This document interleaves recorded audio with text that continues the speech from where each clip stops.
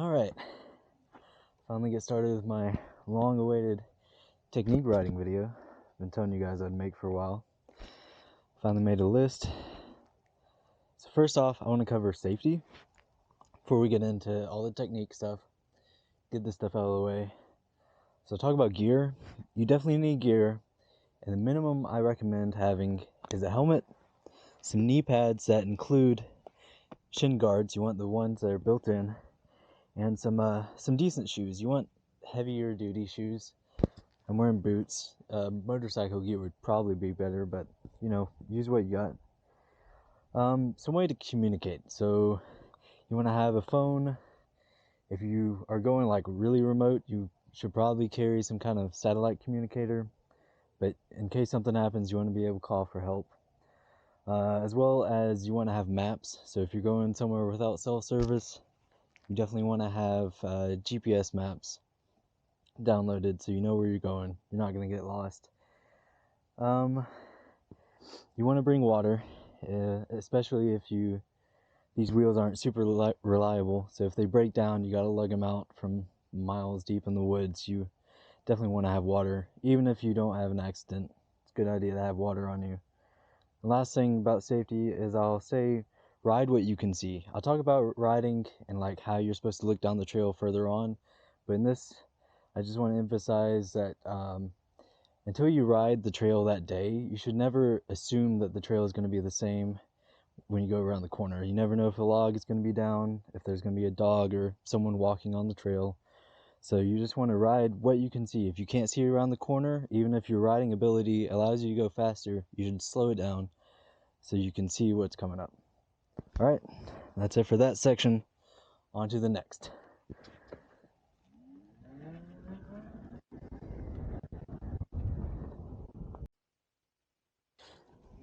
I wonder how far the mic's gonna work.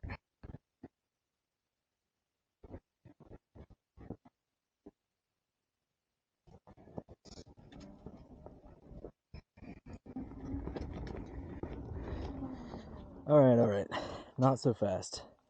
I forgot some stuff. So for safety, I talked about the minimum gear and stuff that I wear, but there's also some stuff that you probably should wear, but I don't really wear. Of course, it's up to you to decide how much gear you want. But I would definitely recommend getting some elbow pads, and especially the ones that can include some arm padding too. So it's sort of like my knee brace that includes the knee and shin, but for your arm. I should definitely be wearing goggles. Now, I do have glasses on, so that does help, but I still have room around my eyes that something could come in and poke me. So goggles are definitely recommended. And of course, the sky's the limit when it comes to safety gear. You can wear chest protectors and shoulder pads and hip pads and all kinds of crazy stuff. It's up to you to decide where you want to draw the limit. I wear minimum stuff, but this is the minimum that I recommend, and ideally you even wear more than what I wear. So now, on to the next section.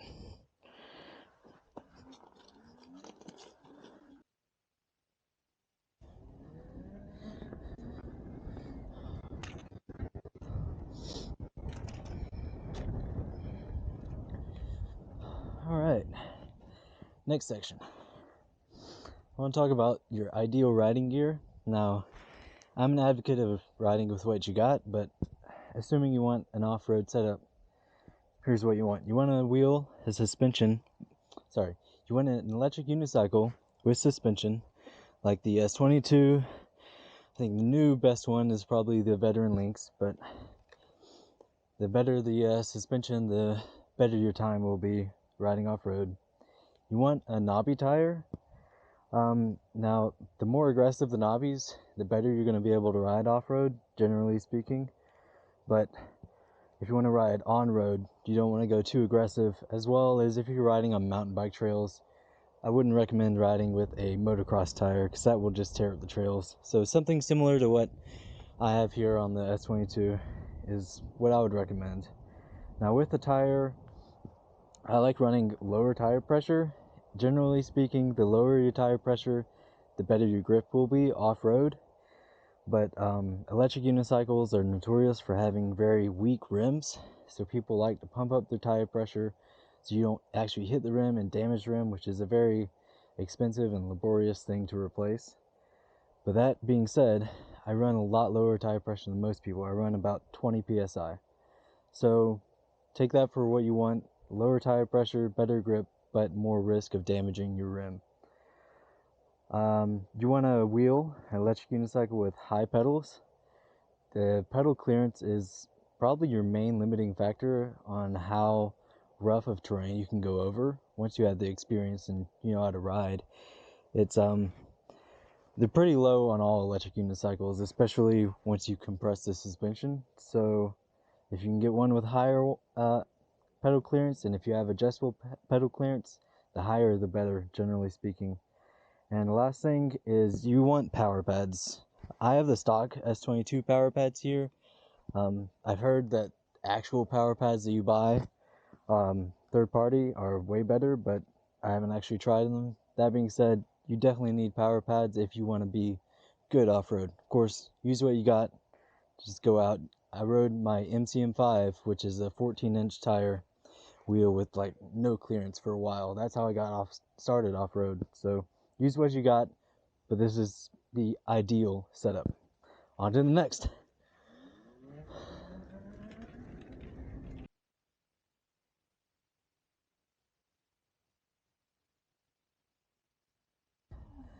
Let's get to the meat and potatoes of this talk, huh? What you guys are waiting for, the actual technique. So the first thing I want to cover is your riding stance when you're riding on the wheel. And by this I mean kind of your default stance that you'll be at when you're not cornering, and what the cornering stance or technique is based off of. So what the stance is you have slightly bent knees, ankles, and hips, and your arms are out in front of you. So you look kind of like this. From the side, it looks like this. The way to get in the stance to see if it's right, just do a little hop and absorb the impact. That's where you want to be at. And the reason you're at this stance is so that you can absorb more impact if you go across bumps and jumps and stuff like that. So that's kind of the default stance, and like the most important part, I would say, is that you want to be just like that. And you want to be symmetrical, in my opinion. Some people like to have like one foot in front of the other, or their power pad set up differently. I recommend both left and right, that you're symmetrical so that your turns, otherwise your turns one way you'll turn really well, the other way you won't turn as well.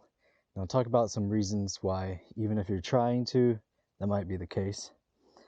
Now, as far as accelerating and braking, it's pretty simple. You just keep the stance mostly.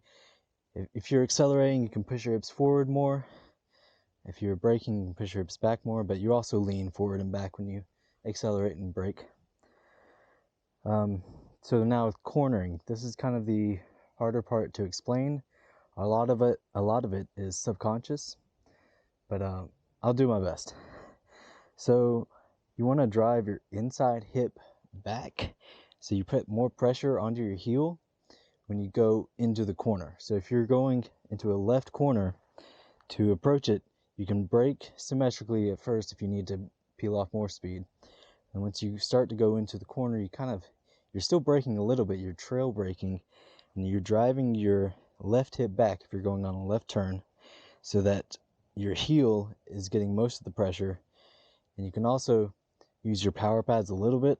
I like to do most of my pressure through my foot, but you can use your power pads to help slow down and enter the corner. And then as you get into the corner, you start to drive your outside hip. So on a left turn, it's going to be your right hip. You start to drive it forward, and then you start to engage the power pads on the outside, as well as putting more pressure to your forefoot. So I'll do that from the side.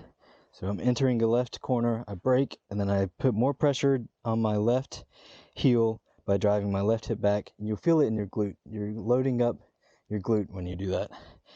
And then you drive your outside hip forward, again with your glute, as well as your inside hip. But first is the outside hip. So left turn, loading the inside, start to load the outside and drive that forward, and then you start to load the inside again, driving that forward. And like I said, a lot of this is subconscious. It was practice that allowed me to do this, and now I'm trying to explain it. It's kind of difficult. But yeah, as you exit the corner, so after you've loaded the opposite, then you start to drive both forward to accelerate out of the corner. And then if I'm doing the opposite, so I'm going on a right corner, I would load the right, then load the left hip forward, then start to load the right hip forward. So that's the basics of how I would explain my cornering. It's not perfect the way I'm explaining it, and sometimes I even break my own rules when I'm riding, but that's the basics of how I would explain that. Alright, on to the next section. Hello, future editing Mark here. The next part of the video is just me going over some tips while I finish out the ride for the day. So here we go. The first tip I have is simply the importance and the technique behind riding low. So I'll give an example of riding low. So you just get down as low as you can. I'm not using the seat at all. I'm just getting down low and riding. And this is the position that you'll be when you land a jump, when you hit big impact. So you just want to get used to riding down here. So your ideal riding is going to be less, I do this, then I do this, then I do this. Once you start to learn everything, it should start to flow together. You're just constantly cornering and braking, accelerating, so on and so forth. And you're just flowing from one technique into another, but there's no separation, so to speak. That was close. So another thing that you will want to do is you kind of decouple what your upper body and your lower body are doing, so that you can move the wheel without necessarily moving your upper body, and the reverse is also true. You'll notice it more when I go around tight corners and I'm constantly changing back and forth. I separate kind of what I'm doing from the wheel. Whoa, that's a tight corner. That one always catches me out. Another thing to add is that if I need to tighten up a corner, mid-corner, it's normally by pressing my heel, or rather I should say driving my hip back so that I can press my heel into it. Even if I'm starting to accelerate and then I realize I need to tighten it up, I drive through my hip to slow down, and that's how I tighten up the corner. Something else is that when you're doing the accelerating and pushing your outside hip forward, you're also, or at least I press my leg against the wheel. So it's normally the outside leg, at least past the braking point. Once I'm accelerating, it's the outside leg that is against the wheel, kind of giving it control and pushing it forward, but also down into the corner. So on left turn, it's my right leg. Left turn, it's my, wait, did I say that backwards? Left turn is my right leg pushing forward and against the wheel. On a right turn, it's my left leg. Something that I've had to fix in my own riding. I don't know if this will be a problem for you guys, but I used to, and I still do sometimes, try to stand up too tall and try to turn the wheel by torquing my knee. It's like I'm trying to stand up and spin at the same time instead of this driving forward and backwards like I'm telling you guys to do. And the problem that had on my knee was that it would start to hurt. If you're driving like a torque through your knee and you're trying to absorb impact, it's just not healthy for your knee. So a lot of this riding technique is me experimenting with stuff to try to avoid knee pain. But I think it also helped just with my technique in general. Ignoring the knee pain aspect, my riding has gotten better by experimenting like this. As far as the techniques I've told you guys about, that assumes that you have a decent amount of grip. When you're going over some softer stuff, say sand or mud, whenever you don't have much grip, you can't ask too much of the wheel by leaning too far to one side or trying to turn too sharp.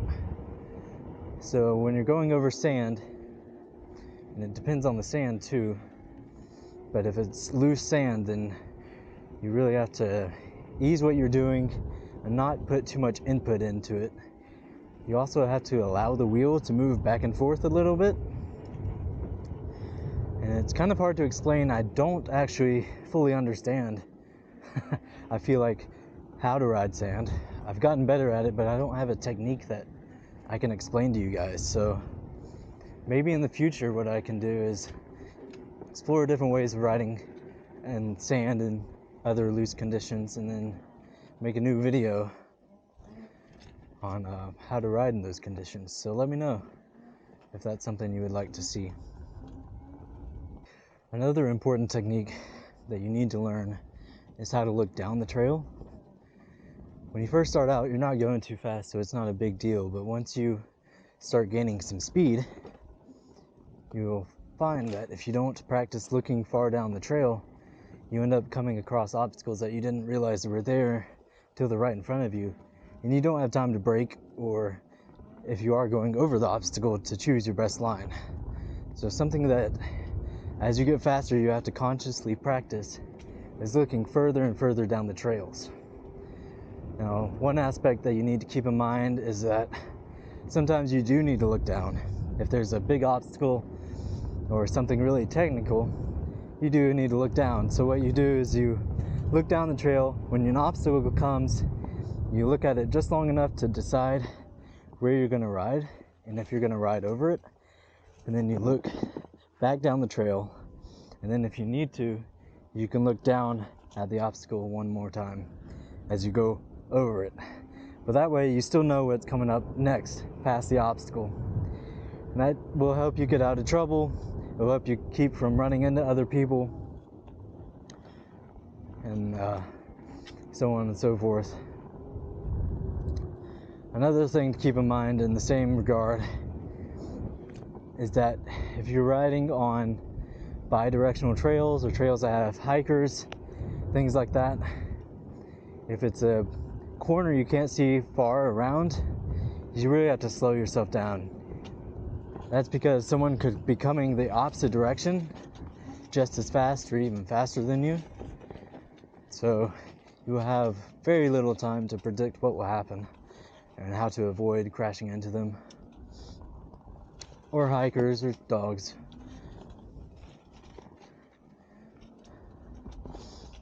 So once you start going fast, your limiting speed, rather than being your technique, which is what it will be in the beginning, will be how far you can see down the trail. Another thing about stance is that, generally speaking, the higher up you are, the more relaxed you are, the less energy it takes, but also the less aggressive you can be attacking the trail. So as you get faster and faster, you want to be leaning over more in a more attack position, like this. This is more relaxed, and this is more attack. Of course, you have to pace yourself, and, depending on how long you're riding and what your fitness level is. Another technique is preloading the wheel, where you can press it and then lighten yourself as you go over something. And another technique that's similar is bonking the wheel, which just means you drive the wheel forward and you hit it off something to drive the wheel up and over something. And you can do both of these techniques at the same time. So you can preload the wheel and then drive it forward and let it bonk off something and raise up, and then you can absorb it and bring it back down to the ground. And that's the technique that you'll use to get over rocks and roots while keeping the wheel on the ground for the most amount of time, so you can remain in control. Because of course, when the wheel is up off the ground, you're not in control. So, as this video comes to an end, let me know what you guys think. Do you think there were some things I left out that I should have mentioned? Do you have different riding techniques? What do you think of my technique, or the way I explain it? And as always, if you like the video, you know what to do. Leave a like, leave a comment, subscribe, and I'll see you in the next one.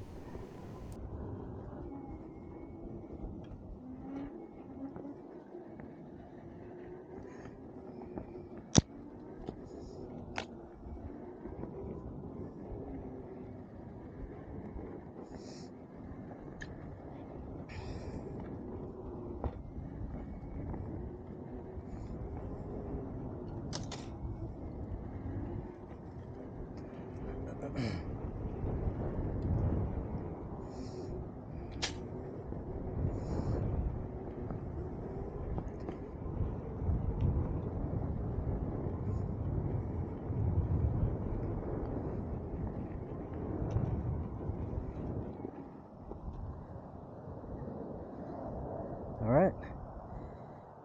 Thanks for watching. Peace.